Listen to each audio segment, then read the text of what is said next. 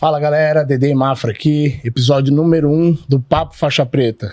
Um projeto que estava engavetado aí há um tempo, desde a pandemia, e que esse cara aí, Diogo, me incentivou a colocar aí. Se apresenta aí, Diogo. Sou Diogo, né? Estimulado pelo Dedê praticar o jiu-jitsu, apaixonado pela arte. E, como ele disse, o projeto estava engavetado, mas não podia ficar engavetado, porque a gente tem uns monstros, como nosso primeiro convidado aí, que, pô, é uma satisfação enorme estar com ele, é uma dispensa comentário, né? Quem quiser saber o currículo aí, o homem é público e vai saber um pouco mais sobre ele através da gente aqui, através de tudo que ele fez pela arte marcial aí, pelo jiu-jitsu. Vamos pra cima. Isso aí, galera. Como eu falei, então, era um projeto que estava engavetado e a gente está colocando em prática. A ideia é, logicamente, falar do mundo da arte marcial, mas também falar um pouco do que rola daqueles atletas, ex-atletas, treinadores, o que eles fazem depois, né, da carreira e como eles usam a arte marcial também fora ali das quatro linhas do tatame e, enfim, das competições. E com grande orgulho aí, eu vou apresentar para vocês o nosso episódio número 1, que é uma honra ter para nós aqui, com vocês, André Galvão. Valeu, obrigado. Ô, você bate palma. Bem-vindo, É um prazer enorme estar aqui, obrigado a Dedê, né? Mais um Diogo que eu conheço aqui, né? É uma cidade que tem Diogo, né, cara? Diogo. É muito Diogo. Prazer, Diogo, conhecer você. Estamos aqui do meu lado também. Do meu lado tá o Diogão aqui também, praticante de jiu-jitsu, faixa preta, né? Também. É, homem de negócio. Amante aí da arte. Vamos bater um papo legal aqui, vai ser bom demais e um grande prazer, vai ser um grande prazer estar aqui, certamente. É isso aí, mestre. Bom, então, para iniciar ali, como é que a gente vai fazer nessa questão de trabalhar as perguntas com ele aqui, Diogo? Dá a dinâmica aí para nós, o que você acha? O interessante é que vá fluindo aí, né? É uma resenha mesmo aí. A gente fez um script, mas não necessariamente vai seguir isso aí, porque o homem tem muito para contar pra gente.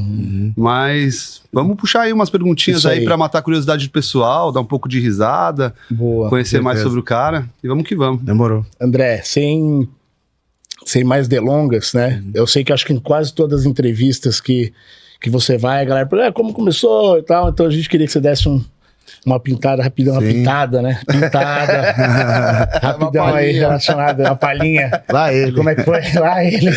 Como que foi esse início? Quem te estimulou, né? O porquê também, se teve um motivo para isso. E, enfim, vamos lá. Bom, eu comecei, na verdade, né? Eu sou de São Sebastião, litoral de São Paulo, né? Nasci lá em 1982, tenho 42 anos hoje, vou fazer 43. Em 29 de setembro, né? 23 dias depois de mim. Legal, boa. E aí, né, sou caiçara, né, de sangue, barriga verde, lá, a galera, né. Catarinense é barriga verde, né, sabia? Mesmo? Eu chamo de barriga verde. Então, a gente tem alguma coisa em comum, a barriga é verde.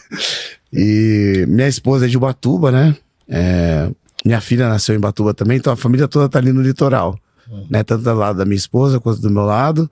Meu pai e minha mãe moram em São Sebastião ainda, meus avós, passei a infância ali muito tempo.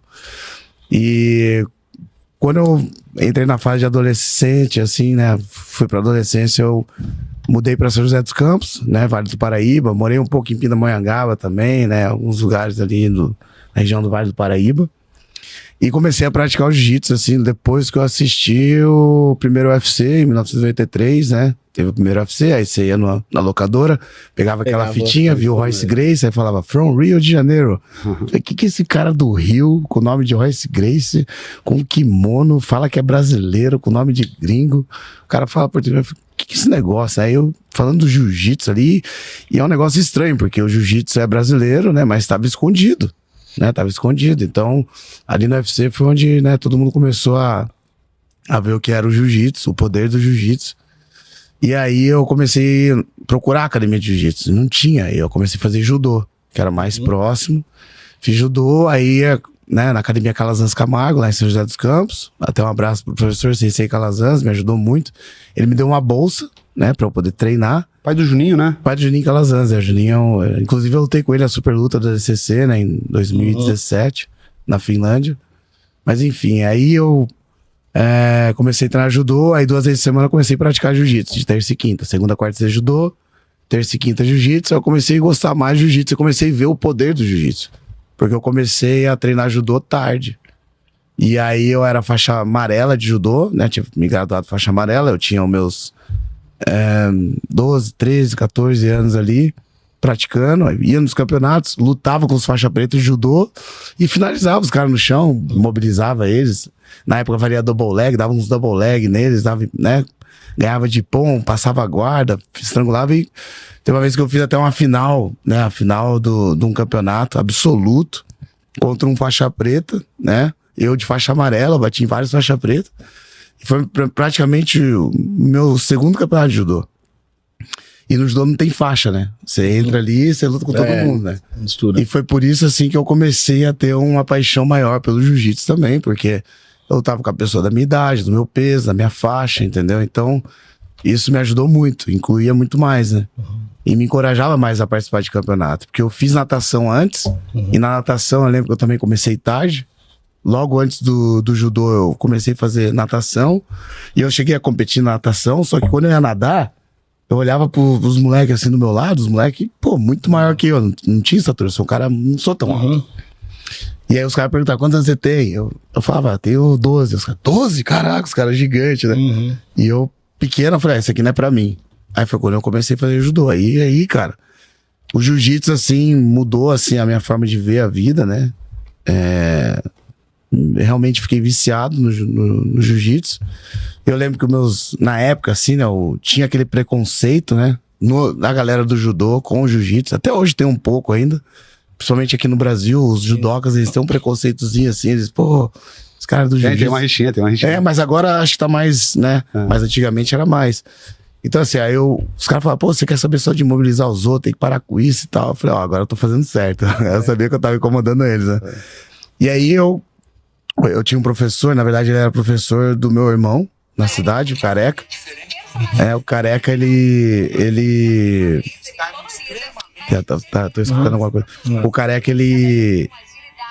Deixa eu tirar aqui. O seu celular aqui. Falei, tá me atrapalhando aqui. Eu fiquei perdido aqui. Eu também, eu tirei o fone pra ver aí. Tá vindo isso. Não, mas tá bom, é o primeiro podcast, tamo junto. E aí, cara, eu na verdade, né, eu comecei a treinar com o Careca daí. O Careca ele era o tempo todo jiu-jitsu. Tinha uma academiazinha menor. Rolou uma festa de aniversário do meu irmão. Aí eu me embolei com um moleque lá que já era graduado. Eu nem era graduado no jiu-jitsu ainda. E aí eu consegui me dar bem e tal. Aí um amigo meu, o Flavinho, que treinava com o Careca, chegou, Careca, tem um irmão do Caissara. Caissara é meu irmão. O irmão do Caissara, pô, ele... bom jiu-jitsu e tal, dá uma chance pra ele. Aí o Careca, chama ele aqui. Aí eu fui, ele me deu a bolsa e nunca paguei pra treinar jiu-jitsu, né? E eu fiz disso, assim, a minha vida, né? Quando eu entrei ali, eu falei, bom, agora eu vou fazer isso virar o meu meio de viver, porque eu não quero ficar trabalhando, né, das 8 até as 10 da noite me matando, porque eu trabalhei antes também, na verdade, por um período eu tive que parar e comecei a trabalhar. Fiquei 2 anos parado e falei, cara, eu não quero essa vida, eu quero viver daquilo que eu amo. E o jiu-jitsu era algo que eu amava muito e quando eu caí de cabeça ali, nunca pensei que ia dar errado, né? E aí eu tô até hoje, já fazem mais de 30 anos. Você acha que esse tempo que você ficou parado te prejudicou num retorno, não? Não, melhorou, porque eu trabalhei na drogaria São Paulo, né? Eu comecei a treinar dos 12, 13, 14, aí de 14 para 15 eu parei para trabalhar. Aí trabalhei dos 15, 14, 15, 16. Aí voltei assim quando eu... 17 anos, com 17 anos eu voltei. E na farmácia, era a drogaria São Paulo. É uma rede de farmácia muito grande. Até hoje, tá? Em São Paulo. Gigante. Naquela época eles já tinham quase 200 filiais. E era o mesmo dono, era um dono só. E aquilo eu ficava admirado com aquilo. Existia um cara na época que era supervisor dos supervisores. Ele era tipo um cara abaixo do dono. O nome dele era Bigão. E esse cara, ele tinha começado na farmácia como eu tinha começado, como auxiliar de escritório, que na verdade auxiliar de escritório é um faxineiro. Sim. Então eu falei, bom, se esse cara chegou até lá, eu posso chegar até lá também. Então eu tinha essa ambição de crescer ali. Só que não era o que eu amava, entendeu? Mas eu fazia dando o meu melhor. E ali eu aprendi a lidar com, vamos dizer, tomar um esporrozinho ali quando tá fazendo a coisa errada, entendeu? Hierarquia, né? Disciplina, chegar no horário, sabe? Tinha um cara que trabalhava comigo, o nome dele é Gelton. Até hoje eu não sei onde tá o Gelton. Nunca mais vi ele. Aí, Gelton. Se tiver aí, dá um comentário aí. Tem um rolinho aí pra fazer com o carinha aí, ó. Nem sei. O Gelton era um cara muito inteligente. E a gente meio que competia ali na farmácia, entendeu? E aí ele era um cara que, tipo assim, chegava no horário, tinha muita disciplina. Ele era um cara, assim, muito disciplinado. E eu olhava aquilo dele, eu admirava. Pô, vou aprender com esse cara. Eu comecei a ir atrás dele, assim, e a gente começou a crescer ali. Tanto é que eu falei, bom, se eu sair daqui com 18 anos, você tinha que virar ou balconista, ou caixa, ou trabalhar na perfumararia. Dos 3, o balconista é o que tinha o maior salário. Eu falei, bom, eu quero sair daqui, quero ser balconista, pô, entendeu? Você sempre foi muito competitivo, né? Sempre tive até isso. na vida profissional já tinha alguém pra você competir. Exatamente. Né? Aí eu falei, bom, aí eu fui aprendendo isso lá. Então acho que assim, não foi ruim pra mim. Tanto é que quando eu dou aula hoje lá em San Diego, na Califórnia, eu mudei pros Estados Unidos, eu já tinha isso dentro de mim, de chegar no horário. Sabe como é que é? O brasileiro, ele, a aula começa às 6, mas daí começa... É pra começar às 6, mas começa às 6h15, 6h20. Né, galera? Não tem horário pra começar, não tem horário pra acabar. E assim, a farmácia ali me ajudou nisso. Parecia que era um treinamento ali que realmente Deus colocou na minha vida pra eu ter disciplina, né, nessa área.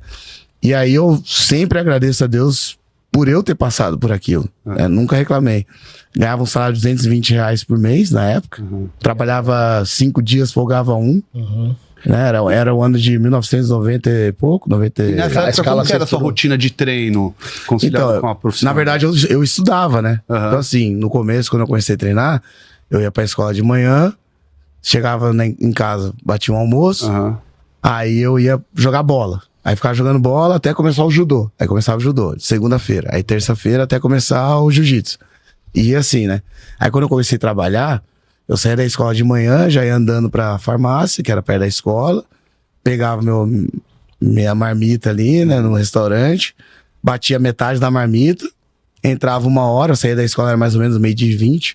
Aí eu ia andando até a farmácia, uns 15 minutos, comprava essa comida, entrava uns 10 minutos antes, 5 minutos antes, aprendi que tinha que dar um tempo pra farmácia, né, pra poder agradar o patrão, o gerente e tal. O patrão, pra agradar o mestrão. Agradar o mestrão, exato. E aí, o Diogo tem empresa, hoje eu tenho empresa, eu sei o que é isso, né? Então assim, eu era um funcionário muito dedicado mesmo. E assim, aí eu trabalhava da 1 da tarde até as 4, aí 4 horas era o meu almoço, aí eu tinha almoço, 1 hora de almoço, né? Aí das 5 até as 10 depois. Então, assim, o almoço não contava como hora de trabalho. Sim. Eram 8 horas de trabalho, 1 hora de almoço. Então, era 9 horas que eu ficava na farmácia. Então, dava 10 horas, eu saía da farmácia. Aí eu pegava o ônibus mais ou menos umas 10h30, chegava em casa, era 11 horas da noite, batia um prato de comida, dormia, no outro dia acordava e ia pra escola. Só que eu trabalhava 5 dias e folgava 1. Trabalhava 5 dias e folgava 1. Então, assim... Não tinha segundo plano. Pô, era muito ruim, porque, tipo, eu folgava na sexta, aí na outra semana era quinta, na outra semana era quarta, na outra semana era... era muito ruim. Eu trabalhava final de semana pra caramba. E aí, enquanto isso, meus irmãos, né, eles iam jogar bola com os amigos e tal, e eu lá, trabalhando. E por isso que eu não quis voltar mais, né? Ter um emprego assim... Você é o mais velho? Sou o segundo. O primeiro tem 4 anos de diferença, são 3. A gente vê que o sucesso está totalmente aliado à disciplina, né? Desde antes do esporte, a disciplina ali no... Sim, a farmácia me ajudou muito. E assim, cara, eu assim... você pergunta como que eu fazia pra trabalhar, pra treinar. Quando eu trabalhava, eu não conseguia treinar. Não conseguia treinar. Até que chegou um dia que eu cheguei com meu pai e falei, pai, não quero mais trabalhar, o jiu-jitsu que eu gosto de fazer, eu quero treinar jiu-jitsu. Aí eu comecei a treinar jiu-jitsu, comecei a ter a mesma disciplina. Quantos anos? Aí eu parei quando eu tinha uns 14, 15 anos, eu voltei com 16 para 17. Fiquei 1 ano e meio, 2 anos parado ali, né, nesse tempo. Foi um tempo bom, assim, aprendi bastante. Naquela Foi mais de época... 2 anos que eu fiquei parado. Ainda tem esperança pro Guga, pro meu filho. Tem filho de 15. Não, mas assim, naquela época, eu lembro que, tipo assim, eu trabalhava, hoje em dia, por exemplo, sabe quem é o Pedro Bessa? Ele mora lá em Londres. O Pedro Bessa, ele é da minha cidade, o Pedro Bessa passava andando e via eu trabalhando na farmácia. Ele tem uma academia hoje lá em Londres. Ele é meu parceiro de treino. Ele viu lá de jaleco, lá da farmácia trabalhando. Ô, Pedrinho, conversava com ele assim, ele ia... Todo dia ele passava ali, porque ele estudava ali perto do Quem é que meu tava com trabalho. inveja de quem ali? Né? Eu olhava pra ele, pô, bem que eu podia estar... O cara, pô, tá Ele, vou trabalhando. lá treinar tá hoje. treinando. Putz, ele tava treinando e eu lá trabalhando. E Cara. naquela época não tinha kids juvenil, óbvio, não tinha muito, né, mestre? Você falou você voltou ali 16 para 17. Foi isso? Sim, eu já lutava de adulto já. Eu tava de adulto. Já. Porque não tinha muito, na verdade, até nem de treino, eu acho que eu tinha muito treino nessa época porque hoje o jiu-jitsu, como é que tá acontecendo, né? Você vê os kids contando, moleque de 6 anos e academia cheia. E naquela época, como é que é? Naquela época tinha muita criança no judô, né? Como eu tinha uma academia de judô, a aula de judô pra criança era muito forte. Tinha muita criança. E eu me sentia atrasado pra treinar judô também, porque eu lembro que eu era amarela, meus amigos eram tudo marrom preta já, quase, entendeu? Eu no judô tinha essa também, a graduação também ser mais cedo. Ser mais rápido, E o Gil era muito visto como uma loqueiragem mesmo, né? Naquela época era. Anos 80 ali, início dos anos 90. Acho que nos anos 90 ele começou a quebrar isso um pouco, né? Nos anos 90, na verdade... Já não pegou tanto essa parte. Não, pegou sim, cara. Pegou. Foi até 2000 e... Um pouquinho depois de 2000. O jiu-jitsu começou, na verdade, a explodir e se tornar um esporte que é hoje com o YouTube, né? Depois de 2008, na criação do YouTube, 2007 para 2008, todo mundo começou a aprender jiu-jitsu, né? O social media, a mídia, Você acha que a visão americana de ver negócios, ver esportes e tudo mais, ela ajudou nessa questão de mudar o Com certeza. panorama? Porque no Brasil a gente costuma falar que o brasileiro ele sabe inventar, mas ele não sabe estruturar, Valorizar, e acaba vindo, né? valorizar também, acaba vindo americano, o próprio Emirados Árabes e estruturando isso melhor, né? Então você acha que ajudou nisso? Eu acho que sim, eu acho que o brasileiro é um povo muito criativo, né? Muito criativo. Eu viajo o mundo inteiro. Aí eu como pizza na Itália. Quem inventou a pizza foi italiano. Aí eu venho a pizza do Brasil. A pizza boa do Brasil, né? Criatividade é essa, mano. Muito melhor, tá ligado? Eu falo pros americanos, eu falo, cara, você tem que comer pizza do Brasil, cara. É muito melhor. Os caras não entendem, cara. Não entendem. É igual sushi, pô, do Japão. Exatamente. Aí tem o sushi, né? O sushi japonês. Aí tu vem do sushi do Brasil, tu fala, cara, pô, muito melhor no Brasil. É verdade, coisa Então, de assim, o jiu-jitsu foi a mesma coisa, cara. Então, assim, é que o jiu-jitsu não precisa de tanto recurso, só precisa do kimono. E kimono a gente já tinha. Né? O judô, tinha muito judô. A tradição do judô no Brasil é muito forte. É muito grande. Tem muito japonês no Brasil. E aí a gente tinha o kimono. E aí juntou a nossa criatividade, né? Com a disciplina do japonês ali e virou o jiu-jitsu. Virou aquele negócio que a galera do surf fazia. Aí os Gracies ali e tal. Impressionado pelos Gracies. Toda essa, cara, né? existe uma cultura mundial, que é por causa do jiu-jitsu. Por exemplo, comer açaí. Comer açaí é coisa de jiu-jitsu, cara. Criar um cenário, né, específico. Eu falo pras mulheres... Lá em Ubatuba mesmo, eu falo às vezes eu conheço uma mãe, assim, de criança, eu falei, você usa shampoo de açaí? Tem shampoo de açaí. Tem shampoo de açaí. É por causa da gente, cara. Você descobriu o açaí por causa do jiu-jitsu. Então, assim, eu vejo que a nossa criatividade, ela é, absurda. Criatividade do brasileiro. Mas a parte de organização e de marketing, não tem como. Os americanos, eles estão muito acima. E isso ajuda, porque assim, eu vejo que... profissionalizam, né, o negócio. Eu vejo que isso é tipo assim, o que acontece lá, aí eu vejo alguém replicando aqui, entendeu? Claro que não da mesma proporção, às vezes tem gente que consegue replicar bem, mas você estando lá, né, você morando lá, vendo como é que eles fazem, cara, é absurdo. Eu até falei com o Diogo hoje, falei, Diogo, eu tava, né, tirando a minha prova pra cidadania, pra ser cidadão americano. Sou cidadão americano desde 2017. E na prova tem uma pergunta lá que você estuda 100 perguntas, né? Eles vão te perguntar aí umas 10, você tem que acertar pelo menos 6, né? E dessas 100 perguntas tem uma lá, no que envolve a cultura americana. É money e market. É dinheiro e marketing. Propaganda e dinheiro. Propaganda. Então, assim, o americano, ele sabe fazer propaganda. Então, você vê um atleta americano, ele se comporta um pouco diferente, porque ele entende sobre marketing, entendeu? E na questão da cultura também, a questão da cultura que você falou é interessante, porque quando eu fui pra lá em San Diego, eu volto e falo isso pra todo mundo quando eu tenho oportunidade. Cara, você começa o treino 6 horas da manhã lá, parece que a galera não trabalha. Você chega às 7 horas, tem gente chegando na academia. Chega 8 horas, tem gente. Chega às 5 horas da tarde, tem gente 6 horas. Não é igual aqui. Aqui meio que é horário comercial, você tem que ter essas pausas do horário comercial. Tem mais liberdade comercial lá, né? Eu acho que o profissional é mais autônomo, a própria cultura de lá, né? Do capitalismo, enfim, de como é que funcionam as coisas lá. É diferente. Ô, mestre, e me diz uma cada coisa. estado tem a sua cultura, né? Pra gente dar um pouquinho de andamento aqui. Qual que foi o momento mais difícil da sua trajetória aí no jiu-jitsu? Cara, os momentos mais difíceis, assim... o começo, com certeza, né? Com certeza. O começo. Eu lembro que o professor, o Sensei Calazans, me deu um kimono assim e falou, André, tó, é teu. Aquele kimono que nem é trançado, cru, fedido, é um kimono meio que fede, cheiro estranho. Pano de pia, né? Nem existe mais esse kimono, mas é um kimono amarelado, era feião. Eu botava aquele kimono, era o único de kimono amarelo. Eu feião, assim, no tatame. Mas o começo ali, né? Porque não existia um recurso financeiro da parte da minha família, né? Minha mãe e meu pai não entendiam o que é o esporte, o jiu-jitsu ali, né? E assim... eu gostei muito, amei e continuei fazendo. Mas aí veio outras coisas, né? Assim, tipo, a parte de dificuldade, né? O bastidor que ninguém sabe. Cara, já passei por várias coisas. Tipo, já passei por lesão, né? Antes da minha última luta, que foi contra o Gordon, né? Na DCC eu estourei meu ligamento cruzado anterior, tipo, faltavam 6 lutas faltavam 6 semanas, desculpa, pro evento. E eu tava assim, não sei se eu vou ou não vou, mas aí eu falei com a DCC, a organização, eles me convenceram e tal. Eu acabei indo.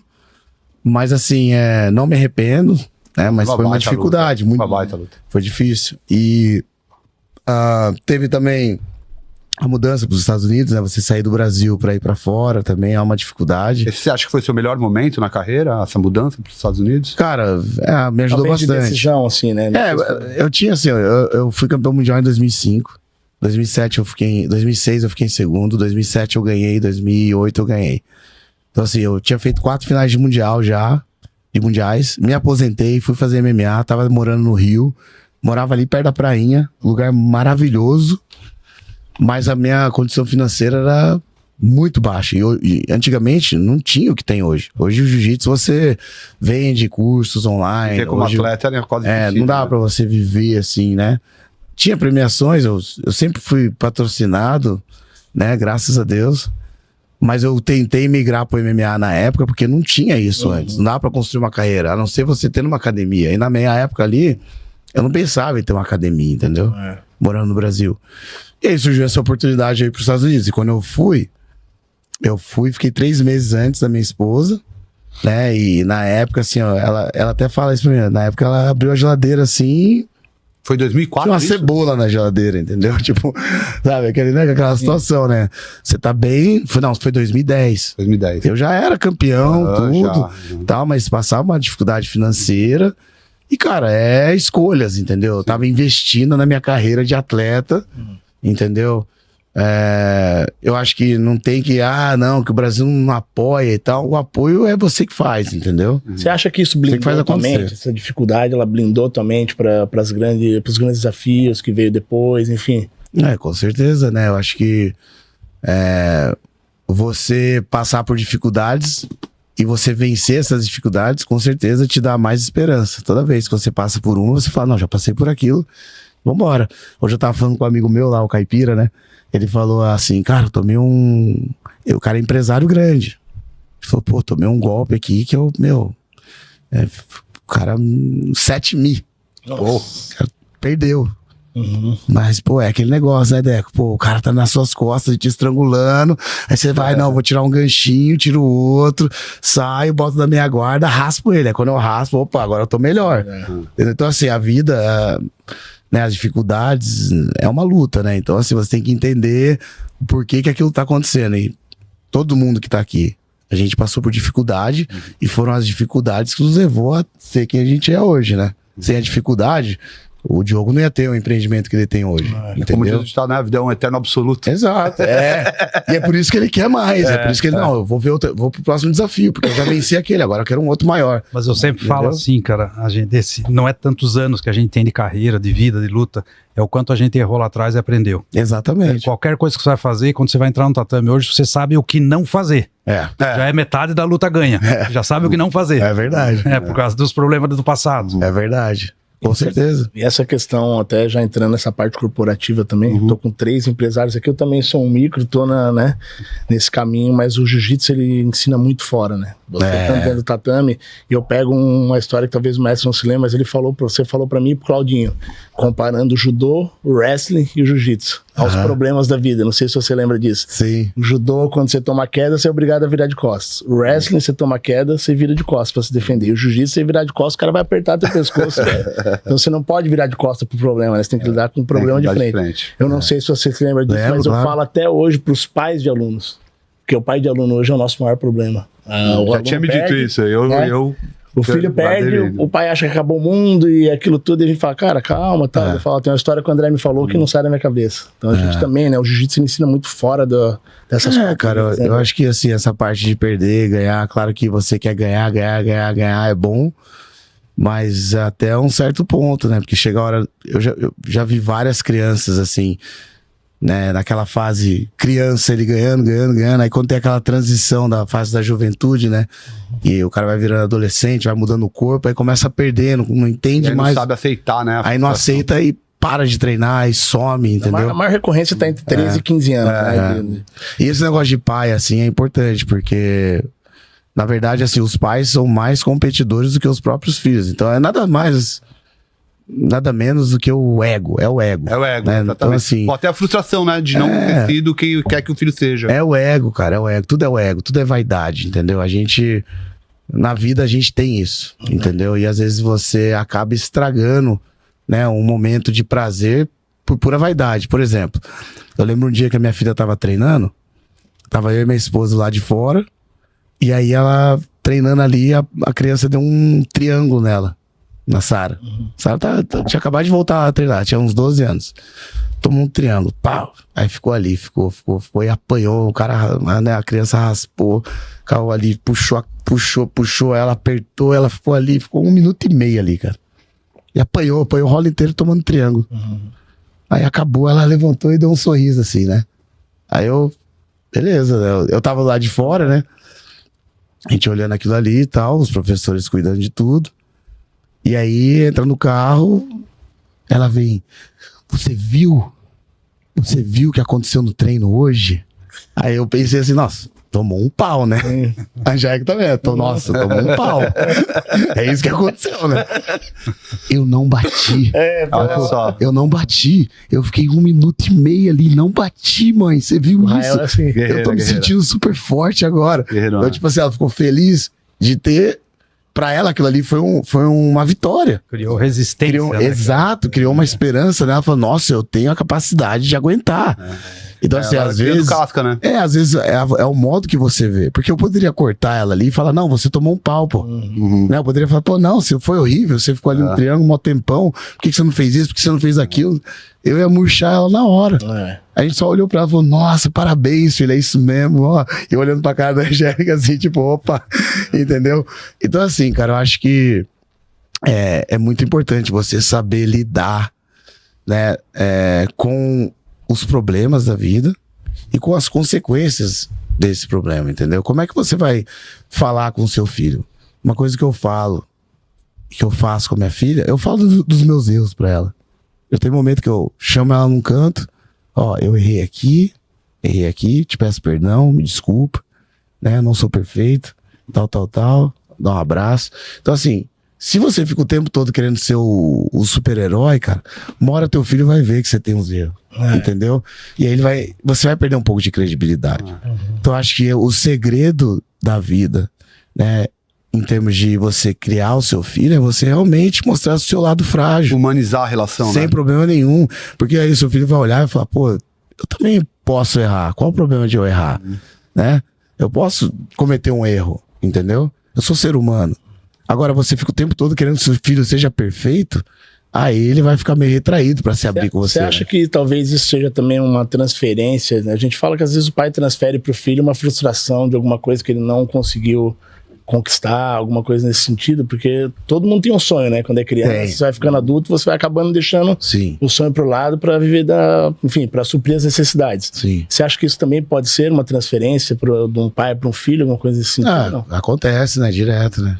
Tipo, e às vezes dá certo, né? Às vezes dá certo. Por exemplo, a gente tem um grande exemplo aí, Michael Jackson. Dizem que o pai dele forçava ele a dançar, forçava ele a cantar, o cara virou o cara. É magnífico, talentoso. Eu curto Michael Jackson pra caramba, mas e aí? A gente sabia que ele tinha um lado que... Problemas psicológicos, o cara pra vida toda. O cara não era normal. Entendeu? O cara não era normal. Então, assim, eu acho que tem que ter um equilíbrio, né? Você tem que saber como é que você vai fazer isso, né? Porque pode ser saudável ou pode ser muito ruim. Tem um projeto seu que tem ajudado muito meu filho, que é competidor, até ele ficou muito frustrado no Campeonato Brasileiro agora, que ele não passou da primeira luta. Eu falei, filho, o Ayrton Senna perdeu 120 vezes e ganhou 41, ele é o Ayrton Senna, então relaxa sua cabeça aí. Mas o que tem ajudado muito ele é o projeto Atleta Campeão, que eu sei que você está envolvido, né? Sim. Nesse projeto, é um projeto sensacional. Como surgiu essa... na verdade eu tenho um relacionamento, né, com a Maíra, né? Ela é fenomenal, faz um trabalho com atletas, ela foi atleta também de patins e tal. Acho que ela, se não me engano, ela foi vice-campeã mundial, né? De patins, né? Patinação, não de gelo, artística. Mas artística. E assim, ela ajuda muita gente, né? Ela ajuda muitas crianças, né? Ela tem um trabalho fenomenal e a gente fez alguns cursos juntos, né? Tem um curso nosso no BJJ Fanatics. A gente fala sobre mentalidade. A gente usou muito o exemplo da Sara, né? Porque assim, eu passei pelas experiências. Tem muita experiência que eu passei ali que eu posso transmitir pra vocês, né? Se vocês quiserem, eu posso até fazer perguntas. Então assim, o que você fala pro seu filho depois que ele perde? O que você fala pro seu filho depois que ele perde um treino? O que você fala pro seu filho quando ele tá frustrado? Como é que você reage, né? Quando o juiz rouba a luta do teu filho? Isso é o mental coach. O que você faz? Qual que é a sua reação? Que não é fácil. A gente é um ser de emoção. Então assim, quando rola, né? É filho ali, é o sentimento filho aí. Você às vezes exagera um pouco.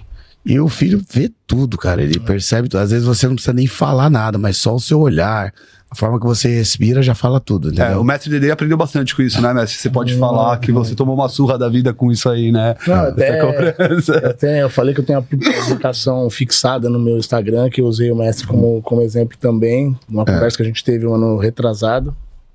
E aí você falou que quando você ia ver a Sara lutar, você falava que amava ela lutar e tal. E eu experimentei falar isso pro Felipe. Não vale chorar.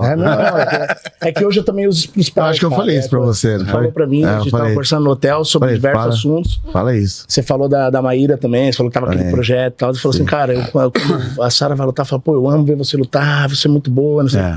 E eu cheguei pro Filipinho, o Filipinho tava batendo na trave 3 vezes, o 3º ano seguido. Eu falei, cara, eu amo você lutar, você é infinitamente melhor que eu e tal. E só faz o que você gosta de fazer e se diverte. O moleque foi lá e finalizou as 4 lutas. Eu fiz uma publicação, eu fixei, botei um texto legal pra caramba, e eu uso isso pros pais, porque é muito importante. Porque às vezes, eu acho muito difícil ser pai e ser coach. Já começa por aí. Sim. Quando você é pai e é coach, você coloca a tua parte técnica, às vezes você tenta fazer com que ela sobressaia da parte de pai, de amar o filho, de apoiar o filho quando perde, né? Aprendi muito isso também no Brasileiro de agora. O Rael foi desclassificado numa luta e eu acabei, falei, cara, eu ia dar um esporro nele. Eu falei, não, peraí. Ele foi um monstro, eu lembrei. Foi um monstro, Rael. Aí abracei ele, falei, cara, tá tudo certo. Ele chorou pra caramba, então acho que essa parte de você ser pai, ser coach é muito difícil. E a parte de você deixar de lado o pai quando você é coach. Sim. Né? Que você quer que ganhe, mas no coach ele tem que ser mais comedido. Algo que é difícil pra quem é pai, é coach, é o cara querer ser coach dentro de casa. Entendeu? Tem muito isso. Entendeu? Mistura tudo. Porque daí você... porque você leva a sua parte de coach dentro da sua casa. Aí o cara pode ser ruim também, entendeu? Lá em casa... Tem que deixar, né? Na academia, lá em casa, eu só respondo coisas de jiu-jitsu quando minha filha pergunta. Eu não falo nada. Quando entra o assunto, aí eu vou... Mas isso é treinável?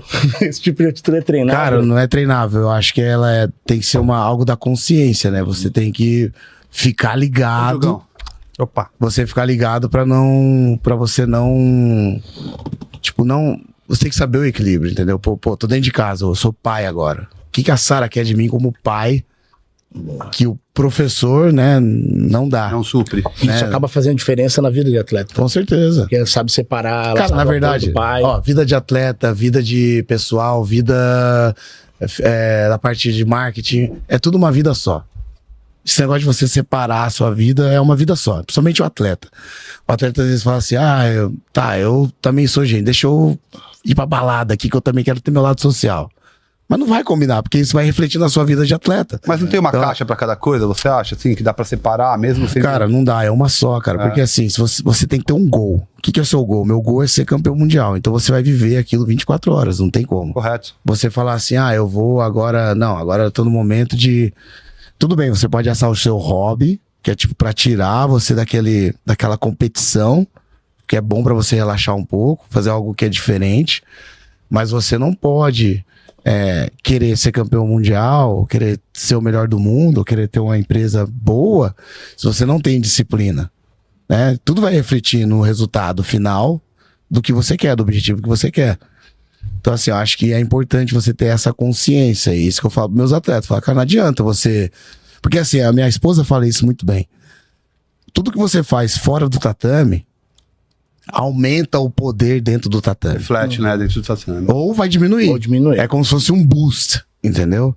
Então, por exemplo, você treinou pra caramba, se matou. Mas daí você sai do tatame, ao invés de você descansar, de se alimentar bem, você não come. Vai pra noite. Você vai pra noite, ou você, sei lá, vai fazer outra coisa pra se cansar, então não vai melhorar, não vai ter uma melhora, entendeu? E você falou assim, Então, mestre, importante. dos gols, assim, né? Que você alcançou todos os alvos que você queria na tua carreira, não? De atleta, no caso, né? Todos os títulos. O único título que eu não ganhei foi o Mundial Absoluto. Mas eu tenho na minha consciência, se eu não tenho, vamos dizer, eu nunca ganhei e tal. Mas eu sei que se eu não me aposentasse, eu tinha ganho esse título. Eu acho. Hoje eu falei assim pro supervisor meu lá, quando eu mandei ele imprimir a carreira do André, eu falei pra ele, você sublinha pra mim ali tudo que é de ouro. Ele falou, então vou dar umas folhas aqui. o papel inteiro. Já entrei sublinhado. Mas assim, você falou em aposentadoria e é difícil, né, ter essa decisão. Na verdade, sim, mestre, vendo de fora, acho que... que eu me aposentei 2 vezes, né? Era isso que eu ia falar, a grande maioria não acredita que de fato você se aposentou, né? A galera, o André vai voltar, o André vai voltar. Sempre tem a esperança, né? Então, agora eu acho que é mais porque eu não sou careca, cabelo branco, não tomo, né? A galera vê eu ainda assim, tipo, dá pra ele, acho que tem um caldo ali ainda, dá pra ele dar um... Eu acho que não, acho que é pelo seu vigor físico mesmo que a galera acredita. Exato, isso que eu tô falando, o vigor, o vigor, assim, eu aparento ser um cara... Tá no shape, hein? Tá no shape, tô bem. Tá louco, né? Ele aposentou, outro dia tava treinando em alto nível. Então assim, eu acho que tem como, eu acho que existe a forma, claro. Mas assim, eu falei com o Diogo aqui, né? Cara, eu cuido de muita gente, cara. Na academia lá na Atos, graças a Deus a gente tem muito campeão, né? Desde criança até o time feminino, quanto o time masculino, o time de faixa preta. A gente tem muito campeão. Então assim, e são campeões mesmo, assim, caras que fazem a diferença no esporte. Então assim, eu tenho que estar olhando eles ali o tempo todo, né? Cuidando deles. E quando eu tô ali no meio, né? É bom, eu sinto eles. Mas se eu tô ali todos os dias, é difícil eu também olhar e cuidar deles, entendeu? Então eu tenho que saber balancear isso. Mas eu tenho vontade, sim, de lutar, entendeu? Claro que eu sou muito competitivo. Mas assim, eu entendo que eu tô numa fase agora de coach, eu sou coach, entendeu? E assim, pegando o gancho já, mestre, vou botar uma pergunta aqui que o pessoal fez na caixinha de pergunta. Foi um Eric, que é uma faixa preta da Atos, um professor nosso da Atos, e ele perguntou que, na sua opinião, qual que será o atleta revelação que pode ser um futuro campeão mundial de Boa pergunta, Eric. Um abraço pro Eric. Revelação? Não alguém que já tá, né? No cenário, da marrom pra baixo? Isso, que possa ser um futuro faixa preta. Da marrom pra baixo? É isso, que seja campeão mundial aí. Cara. Tirando a Sara, né? Que a Sara a gente já sabe que é natural. Não, e Daniel 220, tem essa molecada toda aí. Sim. Tem até os juvenis, de repente uma faixa roxa lá. O Isaac ali também. É porque você não foi lá, a hora que você for lá, você vai ver que o treino de sem cabeça lá tem uma galera. Não, cara, tem muita gente boa, cara. Eu acho que assim, né? Eu falar assim da equipe ou Da do equipe, geral, da do equipe. jiu-jitsu? Não, da própria Atos mesmo. Da Ela Atos tem tem vários, Tem um menino que é daqui, ele foi pra lá agora, é o Rogerinho. O Rogerinho é muito bom, faixa roxa. Ele é muito dedicado. Ele tem um jeito assim de que ele sabe o que ele quer. Ele tá de adulto já ou é juvenil ainda? É, tá de adulto. Ele tá de adulto. Tem outros também. O negócio que se eu falar nome aqui e esquecer de alguém, os alunos vão ficar loucos comigo. Vamos ficar chateados. Mas tem também, quer ver, ó. Cara, na faixa. As meninas todas que estão ali, eu não tenho dúvida. Naquele Dream Team que tem na Atos ali. Essas meninas mesmo, né? Essas meninas vão chegar bem na preta. Elas estão. Porque assim, você vê que o nível delas tá muito alto. E eu nunca vi isso no jiu-jitsu feminino ainda. Existe uma constância, né? Acho que a mesma galera... Elas estão mudando ali. Né? Essa geração delas tá transformando um pouco assim o jiu-jitsu feminino. Você acha que se deve mais pela quantidade de treino ou acho que elas estão psicologicamente mais preparadas? Que eu acho que essas meninas estão psicologicamente mais avançadas. Eu acho que é a evolução do esporte, né? A parte técnica, tudo, a parte de treinamento. Mas cara... É aquilo, né, cara? Eu falo isso pros meus atletas. Se você ver, toda equipe tem um atleta principal que puxa o resto do bonde. Entendeu? Até no futebol é assim. Na época do Santos, Neymar. O Neymar, ele puxava todo mundo. Aí vinha Pata, aí vinha os outros caras ali, vai aparecendo todo mundo. Na época do Romário, né? Ia puxando o bonde. Onde ele ia puxando o bonde. Maradona puxava o bonde. Então a galera, quando ele vê, pô, o cara que é o Bambambam tá aqui do meu lado, nossa... vou fazer o meu melhor, né? Vou me inspirar nele. Né? A gente tem ali, no caso ali na academia, tem a Sara, que ela puxa aquele bonde ali das meninas bem, entendeu? Na academia tem os Lutolos, o Kainan, a galera ali que, né, os moleques estão ali treinando, eles olham o Kainan, os Lutolos e opa, peraí. O próprio Andy, né? O Andy, exatamente. Então assim... puxa o bonde, entendeu? Então acho que eu falar assim, quem vai ser o próximo campeão faixa preta? Eu não quero colocar esse peso nos meus atletas, entendeu? Eu mencionei um nome porque ele chegou agora ali, eu quero incentivar ele muito e é um cara que é dedicado. E o pessoal que até você falou de quem vem, né, daqui pra lá, eu tive a oportunidade de estar lá com o meu filho e a gente veio com um nível de treino muito alto. Você acha que eles acabam demorando um pouco para se adaptar? Porque no Brasil é mais difícil, na verdade, você ter volume de treino, né?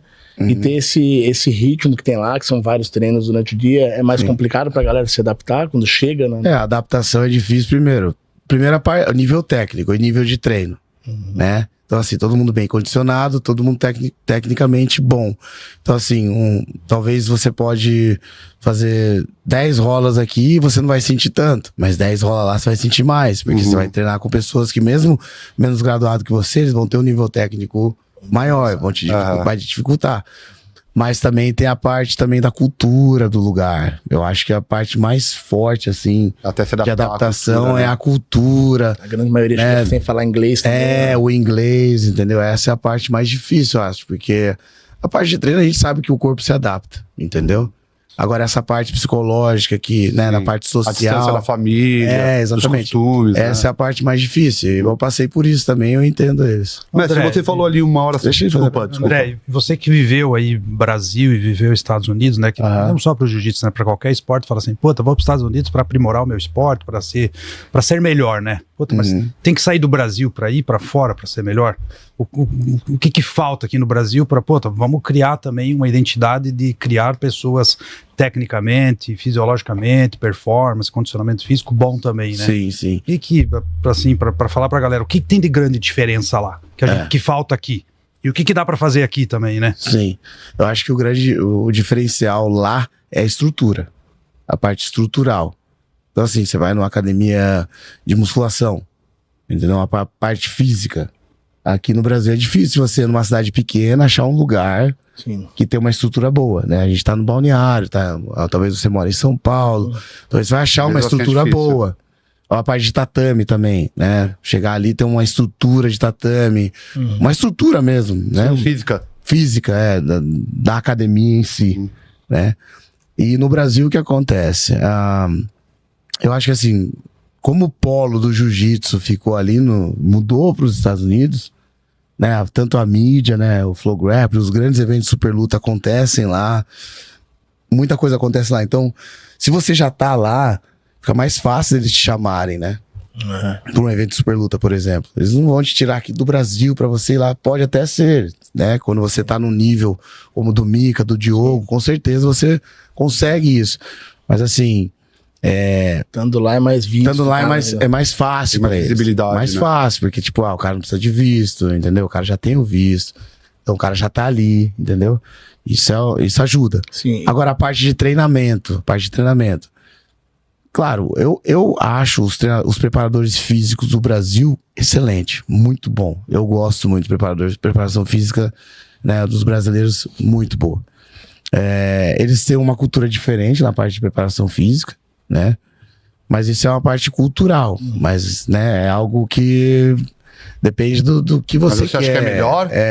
Eu gosto do Brasil. O brasileiro, ele, tipo, como o Brasil não tem muita tecnologia, então existe muita criatividade, igual eu falei antes. Por exemplo, na parte de fisioterapia. Fisioterapeuta no Brasil é muito melhor do que o fisioterapeuta na América. Muito melhor. Que todo mundo vem fazer 1000 fisioterapia, vezes né? melhor. Não tem nem Eles lá comparação. mais refém da tecnologia que os caras... Por exemplo, estudam mais, né? cirurgia de joelho. Sim. Pô, aqui no Brasil, muito melhor. O meu irmão fez aqui. Muito melhor. Então, tipo assim, o seu irmão mora lá, Mas vem pra cá vem fazer pra cá aqui. fazer, Mas Então, tipo é assim, melhor a qualidade ou é só porque lá é muito caro? Não também, é, cara. né? Acho que é porque, por exemplo, no Brasil é um país do futebol, país do vôlei, do entendi. basquete. Então, já tem muito estudo ali. Relacionados. Os caras já sabem como é que faz o negócio e faz o atleta voltar o mais rápido possível. Então, existe uma metodologia melhor, De né? recuperação. E como o Brasil não tem tanta tecnologia, existe muito aquela parte manual mesmo, de botar a mão, sabe, do fisioterapeuta. Às vezes o fisioterapeuta lá nos Estados Unidos nem toca em você, porque rola processo e tal, o cara fica ali.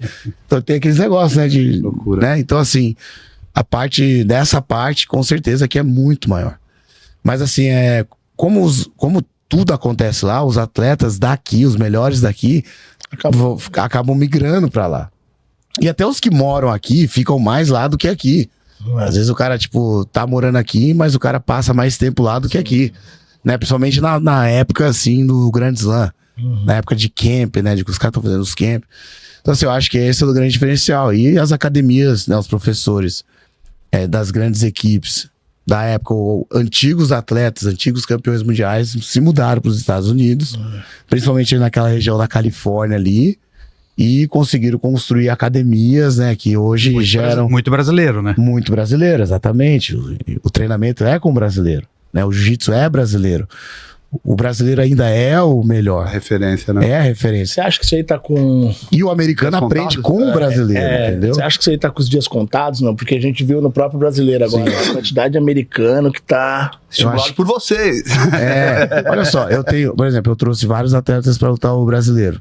Americano, vários americanos. As meninas, todas americanas. A gente foi campeã brasileira por equipe geral no feminino, só com americanos. E, na verdade, a Sara é brasileira. Sim. Mas o resto é americana. Né? O Adam Vazinski, primeiro americano a fazer o Grand Slam. Teve o Cole Abate, fez a final com o Isaac, que era dois americanos lutando uma final de brasileiro. Só que eles são treinados por brasileiros. Os brasileiros. Só que assim, o que eu vejo, cara? Eu vejo que o jiu-jitsu é uma luta diferente. É uma luta, assim, realmente que você precisa ter a ginga brasileira. Tem a ginga. Você vê o Rutolo lutando, os Rutolo. Tem ginga, cara. Aqueles moleques que você olha e parece brasileiro lutando. Entendeu? Os moleques tem aquela ginga mesmo da capoeira, sabe? São poucos, né? Entendeu? Você não É acha uma que parte hoje luta cultural. muito com regulamento debaixo do braço também? Às vezes, então... Mas o professor brasileiro, ele coloca isso nos estudantes americanos, entendeu? Quebra isso aí, né? Quebra um pouco. Então, assim, eles acabam entendendo essa parte cultural e aí eles vão aprendendo com a gente. Buscar a finalização. Só que assim, o americano, ele é bem metódico, né? Ele é bem metódico. Então, assim, a vantagem que eles têm da gente é a parte estrutural mesmo. É a estrutura. Entendeu? Eles poderem, tipo assim... Tudo na eles saírem da academia ali, tá, agora eu vou nadar aqui. Agora eu vou fazer uma fisioterapia na natação. Agora eu vou comprar uma proteína. Pô, o cara vai comprar um shake de proteína lá, ali, você né? paga Tá associado ao poder de compra. 2, também, 3 né? dólares, entendeu? Aqui você vai pegar um shake de proteína, quando você paga um shake de proteína pronto? Não, mas os melhores. 30, 40 reais? Pau, Sei lá. O melhor é sem conto, pronto, né, no caso. O pronto, que já tá ali pra você beber, entendeu? Então assim, tipo, então essa parte eles saem na frente, igual alguém falou pra mim, os americanos são mais fortes lá no campeonato, né? Quando eu vou treinar lá, eu sinto os caras mais fortes, é por causa disso, então eu acho que a alimentação um pouco melhor, entendeu? Então a gente fica um pouco atrás em algumas coisas, mas a gente tá muito na frente naquela parte de você ficar ligado nas 4 linhas. Aquela malandragem que é a ginga. A gente tem atleta muito bom aqui que a gente sabe como se alimenta fora da academia. Exatamente, entendeu? E então, assim, até falando nisso, mas quando você for pra lá, né? Você acha que esse suporte, né? Que o país, enfim, que as pessoas que te ajudaram lá no início, os patrocinadores, ele te deu... Aqui no Brasil? Não, quando você foi pra lá, no caso, né? Quando você foi pra lá, você teve a tua vida de atleta lá, você abriu atos e tudo mais, e você teve pessoas que te patrocinaram, te deram suporte para que você continuasse sendo atleta e continuasse competindo em alto nível, né? Então, acho que isso foi muito importante até para acelerar esse passo de você continuar e buscar sempre um nível maior, não? A questão do patrocinador, do suporte dos Estados Unidos. Na verdade, é quando você passa perreio que você mais ganha, rapaz. Pô, esse caô aí, preciso de patrocínio pra ganhar. Você vai ganhar quando você tá no perreio. Tipo assim, igual, né? Eu tava até conversando com alguém, com o Daniel, ele dá aula lá em Brasília, o Daniel, ele é do Muay Thai e tal. E ele falou, cara, que, por exemplo, igual, você vê vários campeões, aí o cara chegou no cinturão. Por exemplo, o UFC, o cara chegou no cinturão. Aí o cara parece que perde aquele olho de tigre. Puxa, né? O cara já começou a ganhar dinheiro. Agora, antes, quando ele lutava, ele ganhava 30 pau, 20 pau. E ficava 3, 4 meses sem lutar. Então, você calcula isso por mês, o cara ganhava 2, 3 pau por mês, pra pagar um aluguel de 2,5, ficava só quinhentão no bolso. Né? Fica no perrengue, hoje o cara ganha milhões, 2 milhões, 3 milhões, aí o cara já vai. Vai parar. Não vou treinar, não, entendeu? Aí dá aquela. É perigoso. É perigoso. Cara, por incrível que pareça, eu nunca sofri com isso. Eu sempre tive muita vontade de treinar. Treinei muito, sempre treinei muito pra todas as lutas. Mas eu conheço muita gente que dá aquela... Ganhou o título mundial, aí o cara dá aquela murchada, já cheguei onde eu queria e tal. O cara não tem mais um... É que você teve uma vida de esportista, entendeu? Né? Natação, judô... eu acho jovem, não, né? eu acho que assim, cara, você tem que saber qual objetivo você tem. Porque, tipo assim, se seu objetivo é só ganhar um campeonato mundial, você vai atingir aquele objetivo. E depois você ganhar, e acabou o seu objetivo, você vai fazer o quê? Então, assim, o meu objetivo sempre foi ser um exemplo. Não só pra quem tá fora, mas quem tá do meu lado. Então, quando eu tava treinando, eu queria mostrar pros caras como é que treina. Então, eu dava o meu melhor ali. Exemplo não era um negócio modelo, né? Não era um negócio vago, entendeu? É um negócio que todos os dias eu tinha que acordar com aquilo. Se eu não acordasse com aquilo, eu não estaria cumprindo o meu propósito, entendeu? E o que mudou no seu pensamento pós-atleta, né? Digamos assim, como empresário hoje do ramo e não como atleta? Eu acho que a visão que eu tenho sobre a vida, a visão que eu tenho sobre negócios hoje também, a importância de do relacionamento, e eu sei que, tipo assim, você não leva nada dessa vida, né? Você vai levar, talvez, na verdade você nem vai levar, você vai só deixar um pensamento sobre você dentro das pessoas. Um sentimento, né? Que a pessoa vai... O que o André trouxe pra mim que trouxe um sentimento dentro de mim? Isso foi um momento de alegria, foi um momento de tristeza, foi um momento que ele me deu um suporte. Então é isso que você vai deixar. Então eu aprendi, né? Conforme o tempo foi passando, eu vi que o mais importante, assim, é você tratar as pessoas todas, não importa quem, da melhor forma possível. Isso é com o que respeito. Você leva pro seu empreendimento hoje de jiu-jitsu. Eu levo. Qualquer pessoa que eu vejo assim, eu cumprimento, eu falo, eu não falo assim, eu não penso, tipo, que esse cara não é ninguém. Pô, eu tô aqui, não gosto disso. Quando eu vejo alguém tratando mal um garçom, quando eu vejo alguém tratando mal uma faxineira, eu já olho e falo, pô, esse cara aí não achei legal, não. Já cai no quesito, né? Eu acho que, cara, são pessoas. E ela tá naquela fase. Mas aquela mulher ali que tá varrendo, limpando o chão, pode ser uma grande empresária um dia. Assim como eu já fui faxineiro, né? Então, assim, eu acho que todo mundo começa com algo e passa por algo na vida. né? E a gente não pode julgar a pessoa por aquilo pela fase que ela tá passando. Total. Agora, né, eu tenho o meu genro, né? É o namorado da Sara, corajoso. Corajoso demais esse cara. Stefano, gente boa. Cara, ele chegou lá, assim, e pra mim, né? Aqui no Brasil a gente chama de genro, né? Genro. Uhum. Lá torna-se son-in-law, que é filho na lei. Então ele virou um filho, assim, né? Então, assim, eu já teve momentos que ele veio falar comigo sobre coisas que ele tava passando, né? Que ele trabalhou lá e tal, passou por algumas situações e eu dei os conselhos pra ele. Ele é americano? Não, ele é brasileiro, lá de Manaus. Mas chegou lá com 16 para 17 anos, 16 anos. Hoje ele tem 18, entendeu? E ele já mudou muito, já aprendeu muito. Então, assim, a estrutura que ele teve foi uma. Né? Mas hoje eu tenho a responsabilidade de dar um suporte, uma estrutura maior pra ele, não dando as coisas, mas só aqui, na experiência. Foi igual o Diogo falou aqui, né? É, você entrar sabendo o que você não pode fazer é muito mais importante, já tá na frente. Então, assim, eu fui guiando ele desse lado. Opa, não faz dessa forma, faz dessa forma. Eu lembro que eu dei algumas dicas pra ele e mudou. Ele deu uma... Entendeu? E lá na equipe tem muita gente que te procura. Deve ter, né? Óbvio, né? Mas assim, você lembra de casos pontuais que você viu que na hora, por exemplo, da competição fez diferença essa tua conversa? Coach tipo, pessoal. Não? Com certeza. Tem, né? Tem, cara. Você não queria falar da Casa da Árvore? É. A Casa da Árvore? Você não queria falar pra ele? Que eu contei pra ele a história da Casa da Árvore, porque eu te acompanho acho que full time, né, André? Você coloca alguma coisa lá, eu falei, acho que teve um tempo do André que ele tava mais em casa lá, que ele fez até uma casa na árvore dele lá. Foi na época da pandemia, né? Foi logo depois que eu ganhei o ADCC de 2019, né? E aí eu comecei a fazer essa Casa da Árvore de Passara, que você me pediu, aí eu fiz, foi numa fase que ela tinha os seus, acho que ela tava com seus 13 anos, 12. Foi em 2020? Hoje em dia ela nem vai mais na Casa da Árvore, mas eu fiz pra ela lá.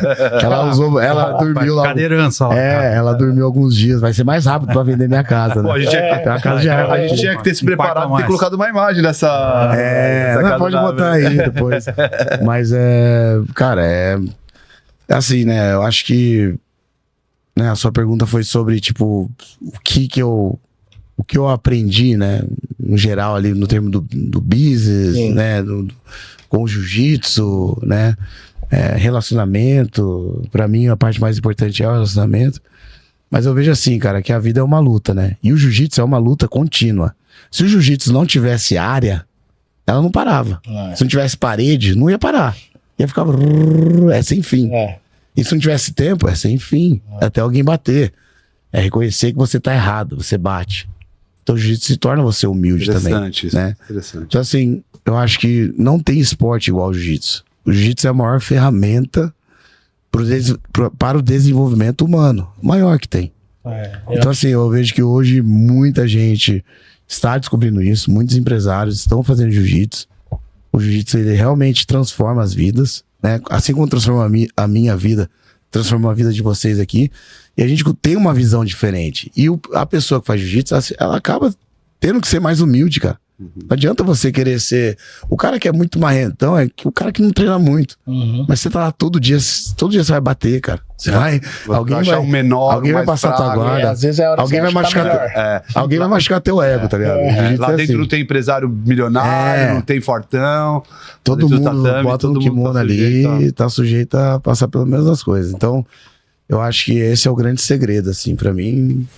E André, foi o que eu mais aprendi. Você tem, né, agora falando de aposentadoria, acreditando que você tá aposentado, você tem usado bastante da tua experiência no jiu-jitsu, esses ensinamentos e tudo que a gente falou, por uma, né, essa questão da vida de negócios fora, até de empreender mais, isso tem te auxiliado ter, não só as conexões, na verdade, né? O jiu-jitsu ele faz as conexões sim, mas o que o jiu-jitsu te traz. Eu lembro também de outra coisa que você falou do teu aluno. Você falou que tem um aluno que fala, pô, é o jiu-jitsu, eu não sei o que, é um empresário que ele, qualquer coisa, ó, é o jiu-jitsu. Então isso, acho que isso acabou te auxiliando para uma vida fora, para negócio, nesse sentido. Com certeza. A razão de eu estar aqui no Balneário, né, no Balneário Camboriú, né, foi realmente pelas conexões que eu criei com o jiu-jitsu, né. Não sou eu, mas já empreendendo também, né? De questão de negócio. Exato, empreendendo, a gente aprendendo sobre finanças, né? Que o jiu-jitsu ajuda muito isso, porque você anda com bastante pessoas que têm influência nisso, têm estudo sobre isso e acaba te ensinando. Por exemplo, lá nos Estados Unidos, tem uma pessoa que eu conheço, que foi a pessoa que me ajudou a abrir minha academia, né? Na verdade, ele me deu um espaço pequenininho ali. O nome dele é Mark. O Mark, ele, cara, é um cara... Ele é multibilionário, entendeu? Um dos maiores real estate, né? Que é trabalho com construção e compra e venda de imóveis de San Diego ali, da Califórnia. Então, assim, o cara é gigante. E o cara senta e conversa comigo, assim, na maior humildade, me ensina. E aí, com o tempo, né? No ano passado, em dezembro, eu entendi que eu conheci muita gente no mundo do jiu-jitsu. Já dei aula pro Sheik, já dei aula pra uma pessoa que... Conheço uma pessoa que foi casada com uma princesa da Jordânia, que é o Zaid. O Zaid, né? Eles falam, cara, o cara foi casado com a princesa da Jordânia. Jiu-jitsu, abraço aí. Brasileiro. Então, assim, a gente conhece muita gente. Já teve vezes que eu cheguei num país que eu, né, inclusive ali na Jordânia mesmo, cheguei na Jordânia ali e um dos embaixadores foi pegar dentro do avião. Entendeu? Não, ontem fui pegar ele no aeroporto lá, já tava dando autógrafo lá pros passageiros que estavam junto com ele lá. Esse aqui... esse cara ali, ó, de bombinhas ali que veio junto com ele. E quem não conhece, o Diogão foi lá me buscar no aeroporto. Eu falei, caramba. Então, assim, eu acho que o jiu-jitsu, ele... Claro que eu conquistei muita coisa, isso ajudou, com certeza, né? Mas eu acho que todas as pessoas que treinam jiu-jitsu, eu falo pros meus alunos, falo, cara, você tá treinando aqui na aula comercial agora. Você é competidor. Às vezes a pessoa que você tá treinando agora é a pessoa que pode mudar a tua vida, cara. Ela pode mudar a tua vida. Total. Ela pode falar assim, ó, eu vou montar uma academia contigo. Ou ela pode falar assim, eu tenho um rim que é compatível ao teu. Então, tipo, não adianta você... Sim, acontece. Não adianta você querer tratar todo mundo porque você é o campeão, você chegar ali e querer amassar todo mundo e sair de nariz empinado. Então, assim, eu falo para meus alunos, cara... Você vai treinar com os alunos na academia, trata todo mundo bem, como se você quisesse ser tratado. Se a pessoa te tratar mal, o problema é dela. Quem vai fala mais sobre ela do que sobre você. Exatamente. Então, assim, é muito importante você ter isso dentro de você. É isso que eu ponho dentro dos meus alunos. A galera vai lá treinar em San Diego, a galera sente muito bem, cara. Os visitantes falam, caramba, eu nunca fui tão recebido, tão bem recebido. Porque a gente tem essa cultura lá. A cultura que a gente tem lá dentro é o quê? Um ajudar o outro. Entendeu? O recurso técnico que eu tenho... Também. Abre sempre. A gente tem vários... Você nem sabe que é o cara. Cara, olha só. Às vezes pode um cara ir na academia um dia só, olhar a tua atitude no treino. Seja ela boa ou ruim. Vamos dizer que a sua atitude foi muito legal. Você ajudou ele... Você falou seu nome pra ele, se apresentou, e você foi ali, tratou o outro igual, ele viu aquilo, o cara foi embora, pô, caramba, aquele cara ali... Né? Aí passa um tempo, o cara te tromba num campeonato, depois de 3 anos, pô, fui lá, você nem lembra do cara. Pô, fui lá, assim, tá tudo muito bem, cara. Pô, olha aqui, ó, vou te falar um negócio. Tem um negócio que eu tô fazendo aqui, eu queria te colocar aqui nessa... Entendeu? Pensei em você. Então, assim, eu acho que, cara, é importante você criar esse network. E hoje, eu tenho um network né, gigantesco. Né? O Diogo, ele tem a empresa dele aqui no balneário. Eu vim aqui até para conversar sobre com algumas construtoras, né? Algumas oportunidades que surgiram. E, cara, é o network do jiu-jitsu, cara. E tem muita gente que mudou de vida através desse network do jiu-jitsu que hoje todo mundo faz, né? Todo mundo faz que nisso, o AJP, a parte do Emirados Árabes, ele faz muito bem, né? Você não vê muito BJJF, esse BJJ, porque esse BJJ e BJJF, na minha visão, ela vê muito o nível técnico e a quantidade de inscrições e tudo mais. Tanto é que são os campeonatos que mais tem gente e o nível técnico altíssimo. No AJP, próprio AJXC, esses eventos que são de Abu Dhabi, eles, logicamente, eles querem que o evento tenha bastante gente, só que o investimento que eles fazem para se relacionar com as pessoas que estão no bastidor é muito grande. Isso aí, lá na frente, acaba reverberando. A gente que faz parte do bastidor do AJP, a gente sabe o quanto... Cara, mas eu acho assim, tipo, a parte da IBJJF, né? A IBJJF, ela faz um trabalho fenomenal. Sim, fenomenal. Sensacional. Né? Siriema, né? O professor Carlinhos Grace Jr. também teve uma ideia maravilhosa de fazer isso, e hoje, né, se eu sou reconhecido no jiu-jitsu foi por causa, né, Hall da Fama e tudo isso, né, então eles fazem um trabalho assim fenomenal. Claro que eles sabem, assim, o que eu vejo, porque eu converso muito com o cinema, né? Eles sabem que o jiu-jitsu traz esse network pra quem é inteligente, pra quem, né? O cara tem que ser inteligente, o cara tem que ter aquele feeling. Se ele não tiver isso, ele vai perder a oportunidade, entendeu? Total. Então, assim, eu acho que eles entendem a cultura do merecimento. É verdade. Né? De você merecer pelo seu esforço. Sim. E eles sabem que quando você ganha um título mundial ali, eles sabem que aquilo ali pode mudar a sua vida. Essa é uma chave importantíssima. Eles sabem, eu sei disso, mudou a minha vida. Então, assim, agora, na parte já dos Emirados, é que, cara, eles já são business. O Sheik já é business, entendeu? Então, aquilo já tá enraizado neles. Então, assim, eu acho que... E você também tá sempre ali no meio deles, nessa parte, nessa área. Porque tem muito atleta que tá ali que não vê esse lado. Não entende isso. Mas você já tá vendo porque você tá por trás da cena, você tá vendo tudo isso. Você vê, opa, peraí, os caras estão se conectando. Eu até vejo muito atleta já aposentou, nomes grandes, eu posso citar, né, Diogo? Até o próprio Braulio Estima, o Braulio tá sempre envolvido, tem vários atletas que eles estão envolvidos até pelos os shakes proporcionais para ele. A questão até da comparação com a IBJJF não foi nem de ser um melhor que o outro, porque não, sim, com certeza. Ela com certeza, né, você quer ser campeão mundial, você vai ser campeão mundial da IBJJF, você não vai ser, você vai ser óbvio dor de prova, mas são duas coisas que pro nível cada um técnico, pro profissional, a IBJJF. Eu acho que são formas bem opostas de ver isso, não a gestão do negócio. Não são concorrentes em si, que cada um tem uma visão, mas esse bastidor você vê muito, e isso me impressionou, porque eu tive a oportunidade de levar o prefeito da cidade aqui pra lá, e ele chegou e falou, cara, o que é isso aqui? Ninguém tem essa noção, né? Aí ele quis trazer pra cá porque ele viu aquilo. E quando eu comecei a apresentar os caras pra ele, uma hora eu falei assim, pô, cara, não, esse aqui foi campeão mundial, tá aqui é negócio. Mas sabe o que eu vejo também, o Dedê? Cara, o atleta de jiu-jitsu, né? Tipo, eu não tô falando isso aí pra me gabar nem nada. Mas o atleta de jiu-jitsu, o professor de jiu-jitsu, primeiro, ele tem que ser criativo, com certeza. Segundo, você tem que ser inteligente, cara. O jiu-jitsu requer um QI pra você conseguir neutralizar o seu adversário. Entendeu? Então você vê que quando você vê um atleta ali, um campeão, cara, né? Vem aquela fase, aquela cultura do jiu-jitsu, né, do cara, tipo, ser tipo fortão, marretão. Hoje em dia você vê muito atleta campeão, o cara é um nerd. Entendeu? Um nerd. O cara é bom de briga. O Mika, eu não acho ele nerd, mas ele é um cara inteligente. Mas você vê ele de óculos, daquele jeito, fala baixa. Quem vê na rua não sabe. O Dioguinho ali. O Dioguinho. Tipo, o Eric Muniz. Um cara bem... Você olha o Eric Muniz botar um paletó, quem vai falar que ele é um lutador de jiu-jitsu? Entendeu? É verdade. Então assim, cara, e aí ele vence os adversários realmente aqui, cara. É aqui, a técnica, né? Claro que tem o treino, tudo a pegada. Mas o atleta de jiu-jitsu, ele tem essa inteligência emocional, que eu acho que acaba sendo algo assim de o cara ser mais humilde. Porque você bate, você tem que aprender com quem tem o conhecimento, você tem que ter o coração aberto para poder absorver as técnicas. Você não pode querer falar, eu já sei tudo, porque o jiu-jitsu é um negócio, tipo, infinito praticamente, né?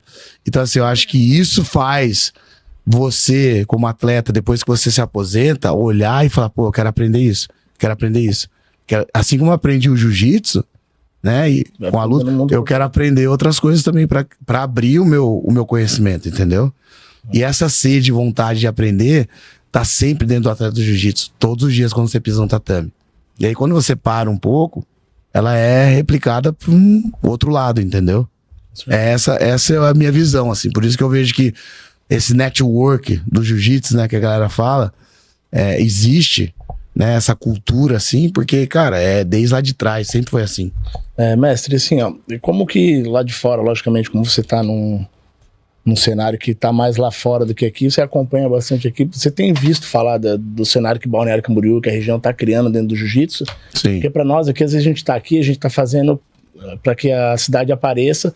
Tem uma campanha mundial agora da DCC, o mestre provavelmente deve ter visto, para trazer o mundial da DCC pro Brasil, né? O Balneário Camboriú entrou como concorrente e vamos buscar, não sei se for só estrutura, enfim, e dinheiro, acho que a gente consegue, mas a gente sabe que tem outras barreiras, né? Como é que você vê essa questão da campanha do mundial da DCC ali para poder vir pro Brasil, né? Eu acho que foi 2015 foi a última vez que estava aqui no Brasil, né? Certeza que se vier pro Brasil vai ser casa lotada, com certeza. Mas eu já escutei rumores que vai ser em outro lugar. Eu escutei rumores. Você quer que eu fale onde vai ser? Você quer que eu fale? Eu posso falar? Tá batido o martelo? Eu acho que já. Não, acho que sim. Eu acho que tá. Furo de reportagem. As Europa. Eu acho que assim, não quero desanimar nenhum brasileiro, nada. Mas eu acho que o próximo ADCC vai ser na Polônia. Que é Polônia. E a Polônia, tipo, tem um mercado gigantesco agora. O jiu-jitsu lá tá como se fosse o jiu-jitsu há 10, 12 anos atrás nos Estados Unidos. Tá naquele boom, assim, sabe? Bravado. Então acho que ali vai ser um polo onde gente da Europa inteira pode ir lá assistir. E os poloneses também são bem fanáticos por jiu-jitsu. E também o ADA, né, tá fazendo essa campanha maravilhosa, né? Conecta com aquela região do cálculo também, né? Dá uma celânea de povos. Exato, aí, meu, e vai, eu acho que o ADCC lá vai ser gigantesco. Vai ser A gente gigantesco. entrou nessa campanha justamente por causa disso, porque não vamos desistir dela, né? Sair de lá. E aí, o que eu falo, né? A gente teve... Eu já joguei, assoprei a vela do bolo. Balde de água fria. É legal isso, porque assim, ó, a gente... Assim, conversando com todo mundo, assim, isso e brasileiro não desiste nunca, né, cara? Exatamente. Então, o que a gente falou? Tem esperança aí, né? Criaram aí um mundial do ADCC na parte Kids também. Eu falei, cara, se de repente se não o for Kids. pra vir, mas que venha o Kids, então. Sim, que a gente possa ter a oportunidade Com de trazer certeza. de volta um ADCC maior deles pro Brasil. E de repente aí a gente trabalhar e construir uma relação para que um próximo mundial adulto também venha, né? Sim. Eu acho que é possível, cara. O brasileiro, ele tem todo, né? Igual você falou, vai ser casa cheia, vai ser o que o público gosta. O público brasileiro é diferente. Nós fizemos o EJXC aqui em Balneário, o mestre veio. Nós temos o EJXC aqui em Balneário. A primeira coisa que o Tarek falou, ele falou, cara, eu nunca vi essa energia aqui. Então, se os caras virem aqui, pisar o pé aqui, ver um negócio de jeito, irmão, dificilmente não vai. É bom demais, né? Eu gostaria que fosse aqui, com certeza. Pô, não Aí você ia ter que lutar de novo, né, pô? Uma super luta, né? O teu relacionamento com o Mo é muito bom, né? Sim, tem um relacionamento bom com ele, sim. Mo, o Rafi. O próprio Pena também, né? O Pena, todo mundo ali, cara. O Guy, todo mundo. O Shake, todo mundo conhece todo mundo. Falar em Pena, o teu relacionamento melhorou com ele Melhorou muito. Vocês nunca tiveram rivalidade, não é verdade? A gente quase saiu na porrada, mas era assim, normal. Vocês fizeram o quê? Umas 4, 5 Olha os leãozinhos ali, o Dedê tá louco, ele tá vendo os leãozinhos. Não, tô vendo os comentários lá, o pessoal bravo demais, tá aparecendo os comentários lá. Massa. Valeu, galera. Pô, legal. Você fez o quê? Umas 4, 5 finais com ele, né? Eu, cara, fiz várias. Já lutei bastante com ele. 1, 2, foram ADCC, 4. PAN. 4 ou 5. Mas acho que a mais emblemática foi a DCC, né? A DCC. A última, né? Aí foi onde a gente voltou a ser amigo, né?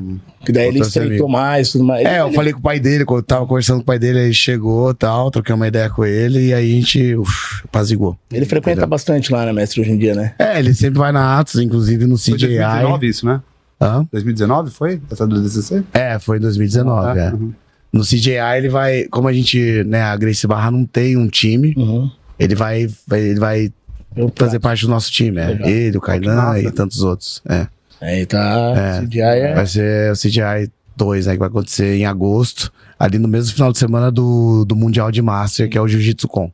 Vai ser gigante. Mestre, a gente teve uma pergunta aqui, até tá chegando, já estouramos o tempo ali, né, Diogo? Mas a gente teve uma pergunta. O papo bom estoura mesmo. O papo bom. A gente tem que fazer as perguntas pro Diogão aqui também.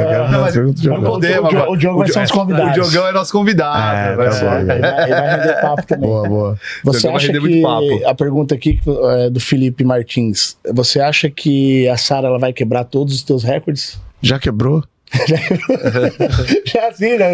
Já quebrou, cara. Na marrom ela já quebrou. De marrom, né? E daí mais de preto. Na marrom ela ganhou o brasileiro peso absoluto. Eu não ganhei peso absoluto na marrom. Eu lembro que eu tinha voltado do Japão. Eu voltei, cheguei, passou um dia, eu já lutei o brasileiro. Aí o Tererê falou, não luta que você acabou de chegar, tal, não quero que você se machuque. Eu acabei não lutando absoluto. Teve uma outra vez que eu tive a oportunidade de lutar absoluto marrom também, eu estourei meu joelho, não pude lutar. Mas, cara, a Sara, ela na juvenil ali, ela veio bem, na azul adulto, na roxa, na marrom. Se Deus quiser, vai dar tudo certo na preta também. Ela é bem dedicada, gosta do que faz, e eu tenho muito orgulho dela, não só por ela ganhar, entendeu? Mas pela dedicação, pelo esforço dela, sabe? por ela acreditar, assim, nela. Eu acho que eu admiro muito isso nela. E eu admiro também a mulher que ela é, sabe? A forma que ela a postura que ela tem, como ela fala, como que ela se apresenta, ela escuta bastante. Às vezes ela não gosta de escutar aquilo que ela não quer ouvir, né? Que às vezes, né? Mas ela vai, ela absorve e ela replica. Então, assim, eu admiro muito ela merece o melhor, cara. A Sara, ela realmente vai... Tem um puta de um exemplo também. Eu acho que dois, né? Dois, exatamente. Dois baita exemplos. A Angélica também é fenomenal como mãe, né? Minha esposa ela dá um suporte muito bom ali. Eu acho que a Sara... Eu não gosto de ficar botando pressão, assim, sabe? Tipo...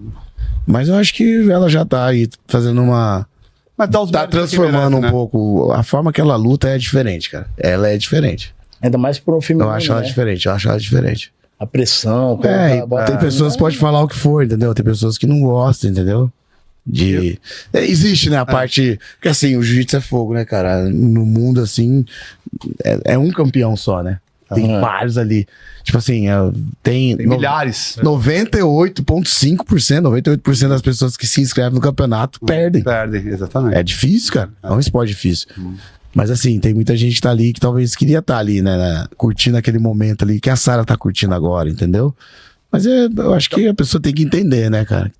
Talvez eu esteja falando besteira, mas eu acho que a pressão é maior com a mulher também, né? Porque já o pessoal tem um certo preconceito de que não é um esporte feminino, e aí ela precisa ser campeã, precisa filha de um atleta de ponta. Acho que ela já tem, né? Mas assim, ela não, pelo menos ela não demonstra isso. Nunca demonstrou esse peso. Assim. Essa pressão, né? Por exemplo, agora no Brasileiro, eu tava falando pra ela, cara, filha, você não precisa lutar absoluto. Porque ela passou por uma lesão, né? E tá perto do Mundial, daqui 4 semanas é o Mundial. Eu falei, filha, você não precisa não precisa lutar o absoluto. Você já ganhou seu título, vamos salvar pro Mundial, você pode se machucar de novo, né? A sua lesão, tal, cuidado. Ela falou, vou pensar. Aí ficou pensando, eu falei, e aí, vai lutar? Aí a Angélica falou assim, ó, é melhor você se arrepender de algo que você fez do que nunca ter feito e ficar arrependido. Essa é poderosa, hein? Aí ela falou assim, então bota meu nome aí. Aí botou o nome dela lá. Vou escutar isso da mãe, pronto. Né? Aí ela foi, aí foi, cara. Nossa, graças a Deus ela... Hoje ela se dedica 100% ao treino, né? Cara, se eu te falar a rotina da Sara, ela acorda, toma café, vai pra academia, treina das 10 até 12h30, quase 1 hora, aí come, né, almoça, depois do almoço, claro, toma banho e tal, lava os kimonos dela, cuida das coisas dela, aí ela vai pra academia mais ou menos umas 2 da tarde, dá aula das 2 às 3, das 3 às 4, aula particular, todo dia ela dá 1, 2 aulas particular, e depois ela dá aula de criança, dá aula de criança das 4 às 5, das 5 às 6. Aí ela fica lá das 6 às 8 treinando. Vive jiu-jitsu. Treina de novo. Então assim, ela dá aula e treina, dá aula e treina. E você acha que ela é a próxima proprietária da Atos, não? Já é dela, já. É dela. Tem poder de fazer gestão e tudo lá, porque hoje é o mestre, hoje é a Angélica. A Angélica, faz toda a sim. gestão ali, então ela, com certeza, ela já... Às vezes ela gosta de ir lá, por exemplo, já teve vezes que ela não tava treinando porque ela tava lesionada, ela ficava ali nos bastidores, ajudando. Falou, hoje eu vou fazer igual você, mãe. Ela foi igual a mãe dela ali, entendeu? Então assim, ela tem já essa mente já. A Angélica tá deixando ela... A Angélica é uma boa mãe, cara. Ela tá preparando certinho e a gente vai conversando, vai alinhando tudo e ela tá no caminho certo. Excelente. Sara, felizmente, né? Papo bom, né? Papo bom demais, velho. Se depender de mim, mais umas a gente manda viajando aqui. Se a gente quiser mais um pouco, não tem problema nenhum, né? Não tem problema nenhum. A gente vai ter mais oportunidade. Agradeço sempre, né? Pô, meu primeiro episódio, mas você ter me dado essa honra. Não, que isso, cara. De fazer isso. Prazer. Quero dizer que é independente do que for aqui, porque aqui a gente vai receber diversas bandeiras, né, Diogo? Diversas pessoas. Mas eu acho que pra mim hoje é um orgulho o próprio Mário Diogo, né? Mário. Vamos ganhar aquele Diogo. É o MD. O próprio Mário Diogo sabe o quanto pra nós é importante e também é difícil representar essa bandeira, porque é uma bandeira que a gente sabe que além de formar bons atletas... É pesada. A gente faz o máximo para formar bons cidadãos, Bons né? cidadãos antes de qualquer coisa. Mas vocês estão fazendo um trabalho excelente aqui, tá? E, cara, para nós é uma honra mesmo e sempre que puder estar em Balneário, a gente puder te recepcionar, agora com mais tempo, de repente, na próxima vez, né? Vai ser rapidão, mas por um bom motivo também. A casa vai ser sua, a gente vai recepcionar sempre. Numa próxima a gente pode imitar o Verdun, né?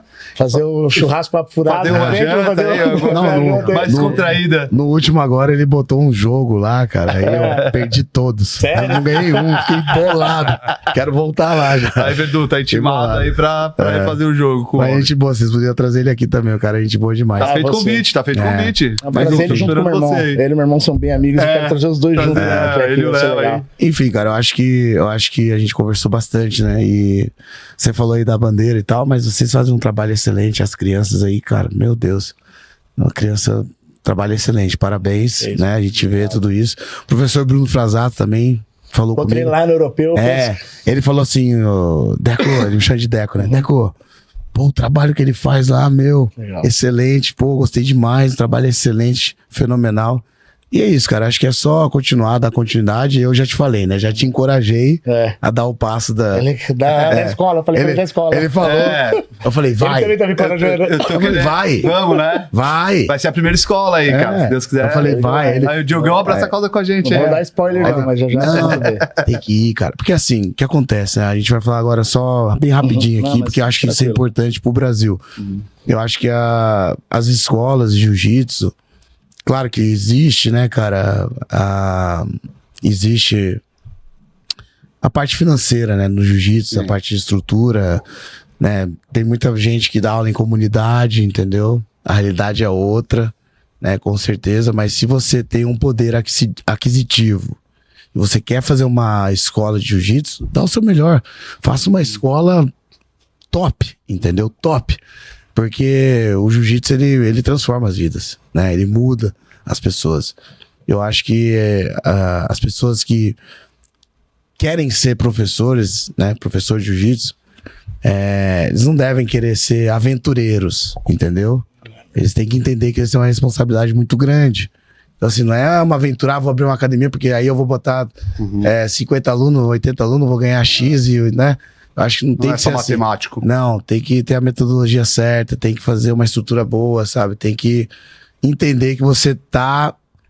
O seu papel, né, dentro da sociedade é transformar vidas. Então, assim, dê a melhor estrutura possível, tanto física quanto a estrutura de metodologia de treino, né, de business, para que os seus atletas consigam ter futuro. Né? Não só ali ganhar um campeonato, mas ter futuro. É isso que vai fazer a diferença no jiu-jitsu a partir de hoje. Isso aí, galera. Escuta aí. Conselho de quem sabe. E quem sabe, mas vamos estruturar isso aí. Quem sabe faz ao vivo, né? A gente tá com esse desejo no coração aí. Vamos trabalhar, que eu acho que o jiu-jitsu, não só do Brasil inteiro, mas para nós que estamos vivendo Balneário Camboriú, a gente sabe o bom que a gente fez aqui e vai ser muito bom para todos. Guardem aí, quem sabe... A gente já solta um spoiler pra vocês, né? Vamos trabalhar nisso para em breve a gente dar boas notícias quanto a isso aí. Com certeza. Porque realmente a gente acredita muito no esporte, na transformação de famílias. Eu falo, o jiu-jitsu transformou a minha família, né? E não tô falando financeiramente, tô falando no convívio social entre eu e meus filhos, né? Eu tenho 2 filhos praticantes de jiu-jitsu e sei o tamanho da transformação que fez dentro da minha casa e tenho certeza que vai fazer na casa de várias famílias, inclusive de famílias que precisam não só dessa ajuda psicológica, né, mental, de fortalecimento da família, como financeira também, né, porque em contrapartida de alunos que a gente dá particulares, a gente também tem bolsistas, que a gente ajuda a conseguir bolsa atleta, ajuda a família através de cestas básicas, de ajuda, né, da forma que a gente pode, e eu acredito que realmente o jiu-jitsu tá cheio de atleta que até o Verdun fala isso, os padrinhos, né? Os padrinhos do tatame, né? Então, assim, às vezes as pessoas perguntam, né? André, me ajuda, me leva aí pra América e tal. Eu falo assim, cara, quem vai ajudar é quem tá do teu lado, entendeu? Quem tá vendo teu esforço todos os dias. Então, assim, se você quer mudar a sua vida, realmente, treine jiu-jitsu, quer mudar a sua família ali, né? Transformar um pouco a vida da sua família, bota pra treinar jiu-jitsu, entendeu? Vai treinar junto com a sua filha, com o seu filho, entendeu? E aquilo, né? A escola deve criar uma estrutura grande, por quê? Boa, por quê? Por exemplo, você vai levar a sua filha de 12, 13 anos para treinar, né? Você tem uma segurança ali, né? Que ela vai estar num ambiente seguro. Então, assim, cuidar do ambiente, das conversas.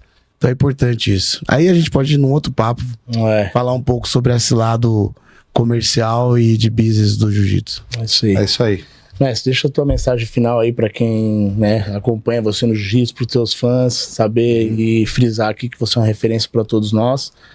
E pra toda essa galera aí que te vê, eu acompanhei você no Brasileiro lá, uma loucura, né, Mestre? Todo mundo pedindo pra falar, pra tirar foto. E o cara, eu tô meia hora aqui pra falar com ele e tal. Tem gente que fica mais, né?